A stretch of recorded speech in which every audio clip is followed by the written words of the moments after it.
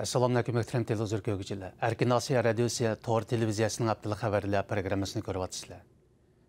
Mazkur programmamizda o'tgan bir hafta jarayonida yuz bergan Uyg'urlarga aloqador muhim voqealardan ma'lumot beramiz. Men Erkin. Oldingi kuni ijtimoiy taratqularda Xotan viloyatlik ma'rif idorasi tarqatgan bir hujjat oshkorlangan edi.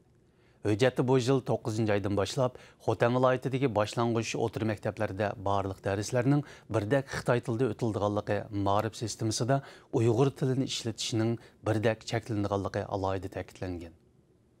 Xotan viloyatlik ma'rif idorasi bilan Xotan viloyatiga qarashli Xotan, Lop, Chera, Qarqash noyalarining ma'rif doiralari radiomiz ziyoratini qabul qilib, mazkur hujjatning rostligini dalilladi.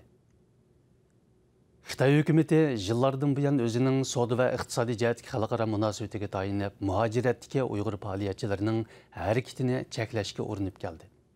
Dünya Uyg'ur qurultayining bosh kotibi Dolqin Ayso apandi 26 iyul kuni Italiya yuqori palatasida o'tkazilgan Uyg'urlar haqidagi bir guvohlik berish yig'iniga qatnashish uchun Rimga yetib borganda Italiya soqchilarining vaqtliq tutquniga duch kelgan.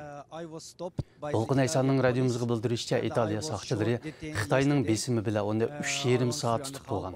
Oxirida Germaniya hukumati va xalqaro jamiyatning besimi bilan uni qo'yib bergan. Misrda davomlashayotgan Uyg'ur o'quvchilarini tutqun qilish operatsiyasiga Xitoy soqchilarining qatnashganligi ma'lum bo'lmoqda. Misrda qochib yurgan bir Uyg'ur o'quvchining o'tgan dushanba kuni radiomizga bildirishicha, 23 iyul kuni 4 nafar Xitoy amallik xodimi uning Qohiradagi ijara uyiga kelib, uni tutmoqchi bo'lgan, ammo u ahvolni sezib qilib, uyidan qochib ketgan. Uning bildirishicha, 4 nafar Xitoy soqchisi 2 nafar Misr istixborot xodimining amroligida kelgan bo'lib, ular binoga kirmoqchi bo'lganda darvozaman tarafidan to'sib qilingan. Xitoy hukumatining Uyg'ur diyoridagi masjidlarni kontrol qilish darajasi yaqindan buyon borgan sari kuchaymoqda.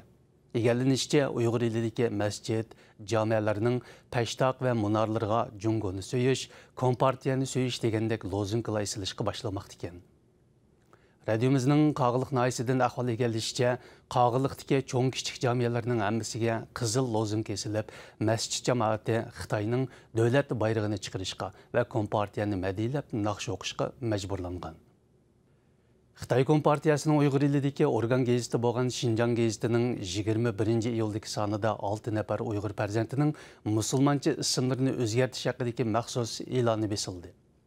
Mazkur e'londa Arafat, Muslima, Nuri Islom, Abubakri, Muhammad Amin va Shahidam qatorliq 6 nafar Uyg'ur qiz o'g'ilning ismlari rasmiy o'zgartirilganligi e'lon qilingan. Xitoy hukumatining Uyg'ur elidagi islomiy tusi qo'yiq bo'lgan bir qism musulmoncha ismlarni cheklash haqidagi belgilamasining rasmiy ijro qilinishga boshlaganligi kuzatuvchilarning kuchli diqqatini qo'zg'amoqda. Egallanishicha, 2014 yili Yo'pirg'in oyisida 7 misrlar uchun iyoni to'plagan Abdukerim Abdug'ini va uning 20 necha do'sti kesib o'tilgan ekan. Radiomizga kelgan uchurlarda ma'lum bo'lishicha, o'tgan oyda doirlarning mazkur deloga bog'lab yana 7 nafar kishini tutqun qilganligi oshkorlandi.